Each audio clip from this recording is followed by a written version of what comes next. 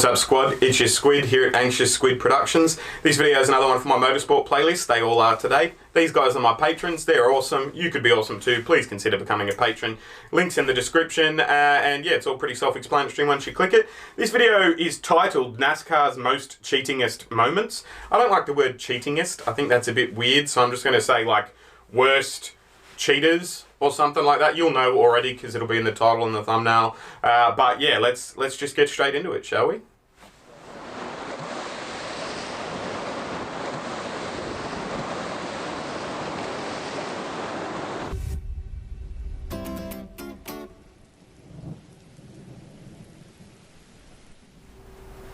Thanks for your patience in between uploads, guys. If this is the first time you've stumbled across me, don't just judge me based off today. I might be having an off day. Poke around my other playlists. Decide if you like me based off a couple of different videos or a couple of different variations of my content, if that makes sense. And yeah, but then hit that subscribe button because I'm trying to get to 5,000 by the end of this year, which is 2020 if you're watching in the future. And I can't do it without people like you who stumble across my content, decide they like me, and then hit that subscribe button. I watched a video on Jose Altuve the other day, and like, oh boy, have I ever, like, I've never had a video with that much salt in the comments section, you know what I mean? Like, more salt than a pork crackling in that comment section because of the Astros and the fact that they cheated and blah, blah, blah, blah, blah, you know? Like, and I get it. I understand. I wasn't here. I'm not emotionally attached to baseball. Like, so I just don't care as much as everyone else does, you know what I mean? But I'm not saying you shouldn't care. But it got me thinking, you know, I wonder what the most cheating... I almost said most cheatingest then. I hate that word. Like what examples of cheating there are in NASCAR, you know what I mean? So I figured I'll have a look into this video. And so without more babbling, let's just do that, shall we? Cheating is, though we condemn it, cheating is without a doubt part of all sports. But there's the Astros. NASCAR. For a time period, cheating was the sport in a system where supposedly every car is to be the same and built to exact specifications. There is no way on God's green earth that competitive people aren't going to look for an edge. Yeah, absolutely. The cleanest race doesn't get to kiss the trophy girl. The winner does. Today, we're going to find out how many teams, drivers, and owners sought to find a nefarious edge. Is that a thing? Kissing the trophy girl? That's kind of creepy, isn't it? Man built to exact specifications. There is no way on God's green earth that competitive people aren't going to look for an edge. Whoever ran the cleanest race doesn't get to kiss the trophy girl. The winner does. Today, we're going to find out how many teams, drivers, and owners sought to find a nefarious edge out on the oval. Right, there was like a... Even got away with it. There's like a... oh, what is it? It's like Smokey Yunick or something? I don't know. But yeah, somebody told me about a specific mechanic that just so many rules are there because of him. Let me know in the comment section if I got that right. Moments is coming up right after this. I suck at a lot of things. Alright, we're going to skip your ad though, definitely. HelloFresh cuts. Oh wow, I hate people that put in like a minute's worth of ads, you know what I mean? Like just... Use my code 5. If you want to see his ad, use his code and all that. Link is in the description and whatnot, but... HelloFresh.com. Fucking hell, I've hit the 10-second button 6 times. Come on, bruh. There we go. Stats. What happens when it's late in the race and you need a caution? Well, for Robbie Gordon, you use any means possible. With about 35 laps left in the 2003 Bass Pro Shops 500, a caution was issued when debris went out on the track. This yellow flag allowed Gordon to catch up and ultimately finish 10th. Problem was that debris was padding from his roll bar, and Gordon threw it out onto the track himself. After a interview, Gordon says the debris looks like it came off the back of the car. Well, NASCAR wasn't fooled. He was fined $15K, docked 50 driver points, and 50 owner points. Dude. 14. Wood is way better than... How do you do shit like that and then lie about it? Like, you're on camera, bro. Threw it out onto the track himself. After a smug interview, Gordon says the debris looks like it came off the back of the car. Well, NASCAR wasn't fooled. He was fined $15K, docked 50 driver points, and 50 owner points. The punchable face thing was the guy that made the video, not me. Tim Flock was one of NASCAR's first bad boys. He was a 2-time champion, drove the Hudson Hornet, and once let a monkey... Dead set. Just as I was about to say, that car looks like the Hudson Hornet from fucking Cars. NASCAR's first bad boys. He was a 2-time champion, drove the Hudson Hornet, and... Sorry, I know. Way but better than steel. Tim Flock was one of NASCAR's first bad boys. Look at what he's racing in. Look at what he's wearing while he races. Like, that is, like, okay, oh, I'm good, mate. I got my goggles on. No dramas, you know? Like, how many people died in that era of racing just by... champion, drove the Hudson Hornet, and once let a monkey co-pilot his ride.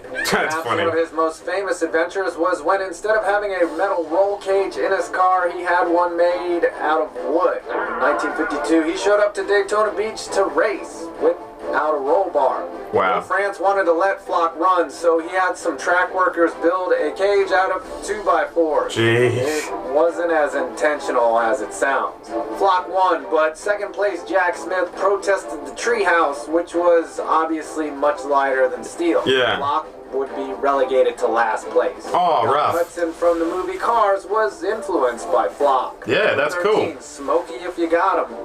Smokey Yunick was a cheating savant. In fact, you'll see him on this list again. All right. In the early days of NASCAR, it was more about racing a stock car versus It's a fucking certain cool-looking car. specifications. Yeah. When tank size became regulated, Smokey agreed to follow the rules. Only ain't nothing in the rules say how big the fuel line could be, as he installed an 11-foot wide by 2 inches in diameter hose, which allowed him 5 more gallons of fuel. Smokey was never penalized for this, as it was technically legal. The rules would obviously be changed. That's awesome. 12, a little extra in the coffee. You might want to get used to hearing the name Waltrip on this list too. In 2007, Daryl and during Michael. qualifying for the Daytona 500, Michael Waltrip got caught using an additive to his fuel supply.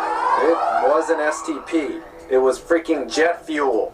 Wow. 2 crew All right. members were suspended. He was docked 100 points, and Waltrip said he was so embarrassed he almost pulled out of the qualifying activities. But then he Which didn't. He didn't, and finished 30th in the 500. Fair Guess enough. He wasn't that embarrassed. Number 11, the other Waltrip, the man who coined the phrase, "Boogity, boogity, boogity, let's go racing, boys!" No stranger to cheating. Famed former driver turned announcer Daryl Waltrip used to pack BBs or birdshot into the hollow areas of his race car frame in the early 80s. All right. During the race, he would pull a wire that would release the BBs all over the track, and they would scatter.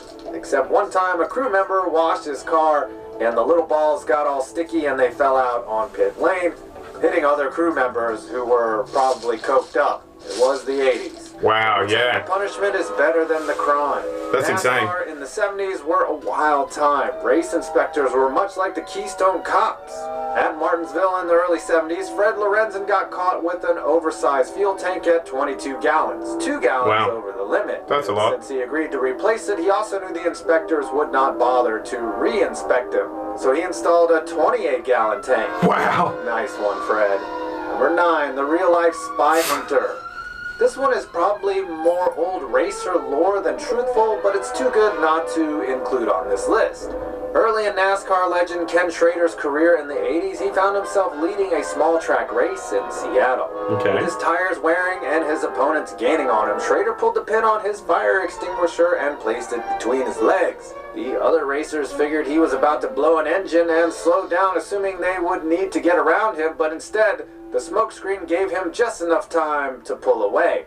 I can't find any actual record of this, but I put it in here as a decoy. Number 8. That's cool. Smokey. My boy, the cocky Yunick, finds himself on this list again. Here he is again. Before inspection, Smokey would jam a basketball into the fuel tank, inflate it, and the car would indicate the tank was full while weighing the accepted load. Then he would deflate the ball and replace it with fuel and get 2 extra gallons. Wow. Sounds complicated as hell just for 2 gallons. Smokey also won a race by making a 7/8 size version of a car, though that is debated. Number 7, the great... Yeah, I don't understand that one. Okay. The start of Jimmie Johnson's 5 consecutive Cup Series wins, he got caught cheating. Well, sort of. Johnson won the 2006 Daytona 500, but after passing the post-race inspection, it was discovered that crew chief Chad Nouse had modified Johnson's rear window with a device that allowed it to be adjusted. Johnson was allowed to keep his trophy, but Nouse took a month-long suspension and got hit with a $25,000 What difference does that make? fine. Nouse would get suspended a bunch more times, too, for other stuff. Number 6, I'm in charge here. Robbie Gordon makes it back onto Oh, there's old mate with the punchable face. Being a good listener.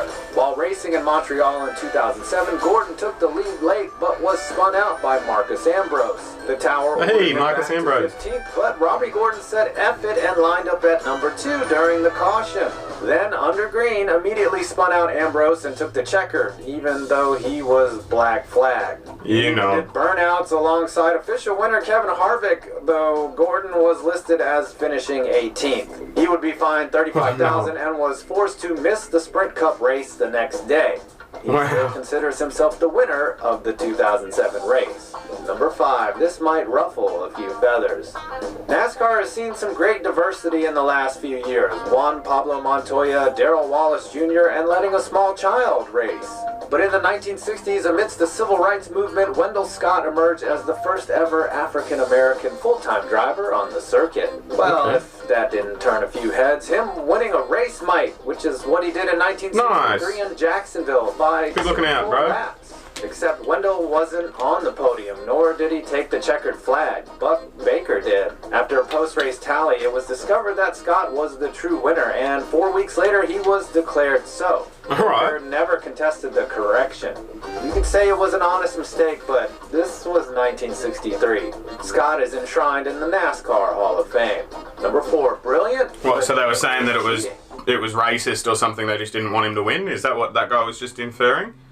And so it's like they came out later on that he had actually won, but I don't know, that's interesting. It was an honest mistake, but this was 1963. Scott is enshrined in the NASCAR Hall of Fame.